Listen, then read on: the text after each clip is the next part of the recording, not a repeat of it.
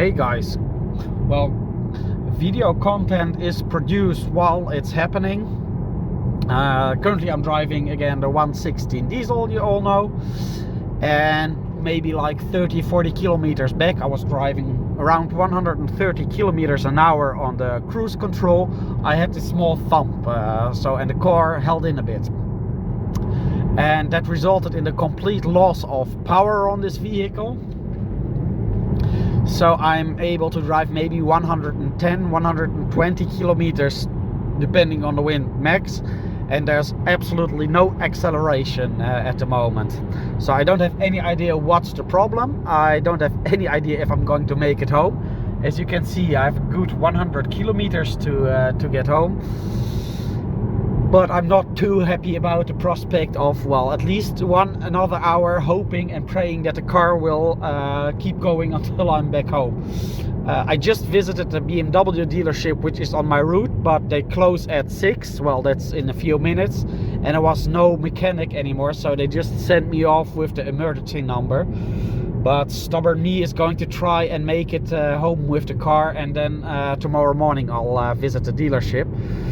So let's see if I'm going to make it home and then just talk to you about the problem when it's solved at the dealership, or at least diagnosed at the dealership, or that you'll have another clip after this one and I'm just standing beside the road because the car completely gave up on me.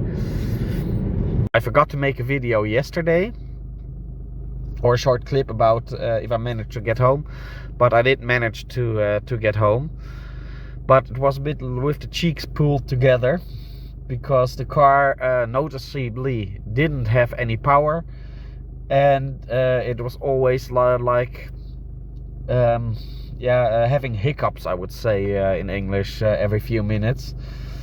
But I made it home, and now I'm going to drive to the BMW dealership to see if they can put it on a diagnosis and tell me what's wrong with the car. So I'm here at the BMW dealership, and they fixed the car. I went in there and they checked the problem, and it was what in Holland we call the druk sensor. And I'll translate it into English and put it below as a text what the druk sensor actually means. And they had this part on stock, so they replaced it. They did a test drive, and they again diagnosed the car. And it seems that all the problems have been solved. At least there are no fault codes anymore. So I'm ready to go and drive again. So I'm quite happy that it was fixed so easily.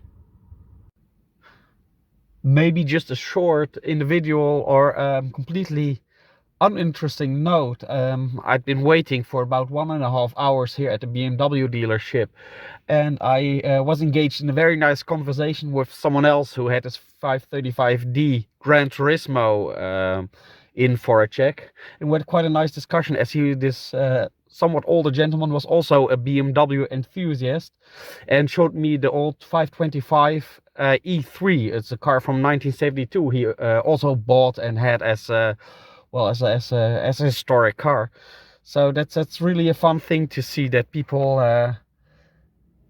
enjoy. That was him. That people have this enthusiasm, and we had such a nice conversation.